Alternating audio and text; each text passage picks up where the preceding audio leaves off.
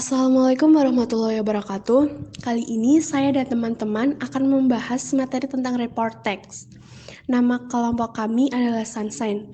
Ketua Dina Sopiana, anggota Dianita Agustin, Indah Trisniawati, dan Widya Reza Valentina.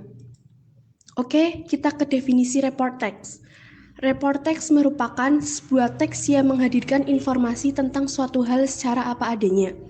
Jenis teks ini memang ada kesamaan dengan deskriptif teks yang mana sama-sama memberikan gambaran secara langsung tentang seseorang atau suatu benda. Jika dalam deskriptif teks menggambarkan sesuatu secara spesifik seperti warna, style, atau nama, report text lebih menggambarkan sesuatu secara umum, seperti bagian-bagian, kekuatan, fungsi, atau juga sifat umum lainnya dari sesuatu yang ingin dibicarakan. Tata bahasa yang digunakan adalah simple present tense. Biasanya tidak jarang pula penulis menambahkan simple passive voice sebagai variasi bentuk kalimat. Oke, kita lanjut ke bagian report text. Ada beberapa bagian dari report text, di antaranya adalah 1. General classification. Bagian ini berisikan pernyataan umum yang menjelaskan keterangan subjek laporan, keterangan dan klasifikasinya. 2. Description.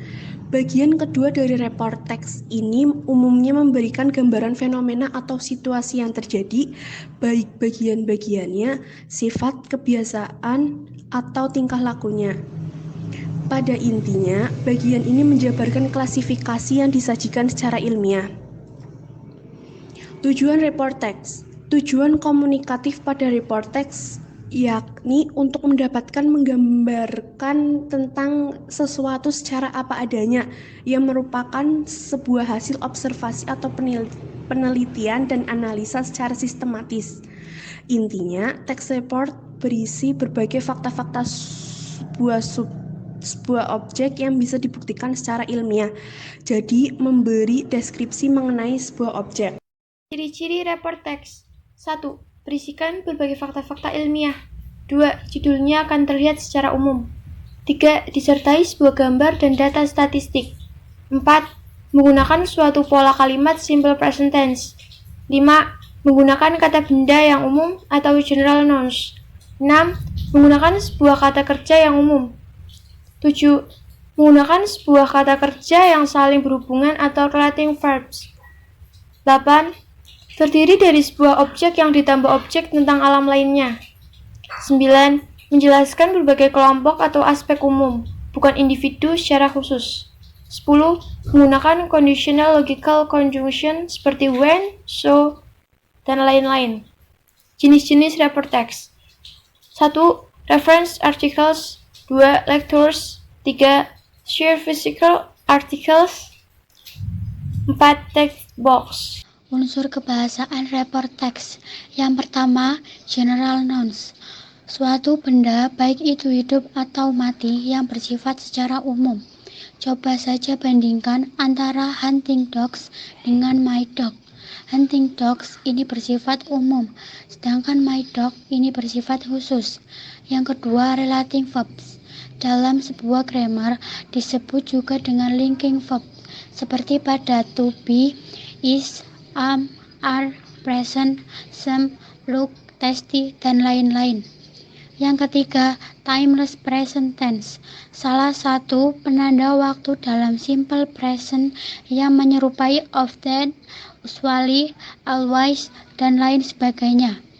Technical terms, istilah-istilah yang mencangkup pada teks report tersebut. Misalnya pada wacana musik, maka istilah-istilah musik yang seharusnya.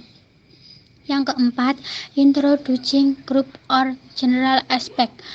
Karena report text merupakan suatu hasil penjabaran dari sebuah penelitian, maka bahasa yang digunakan yakni berbagai bahasa-bahasa yang memperkenalkan suatu objek secara umum. Contoh report text. One of the educational institutions that are able to help you study outside of school is called the tuition center. If you intend to boost your studying method, You can take the classes at a tuition center. Additionally, it will help you understand school materials more. They often cover subjects such as mathematics, science, social, and English. They are taught to follow the started subject that will be on the national exam. The four main subjects are specified for elementary and middle school students. Meanwhile, there will be replacement for high school students such as geography, sociology, history and social subjects, and chemistry, physics, biology, and advanced mathematics in science subject.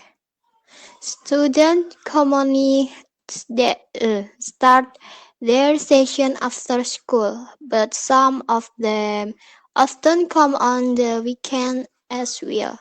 They will take 4 hours studying with a teacher and can take a maximum of 2 classes in the day. If they only take one class, it will last for 4 hours and much with a one-time break. So generally, they will have 2 hours take before a 30 minutes break and start again for another 2 hours. Each station center has a different ranking of prints and a total of students per class. There are usually therefore 5 students in one class in order to keep the comparative situation working. However, in some places it is more common to put more than 5 students on share. As you can see, Taizhen Center are not only a place to study with new friends, they are also beneficial to make students study in more private space.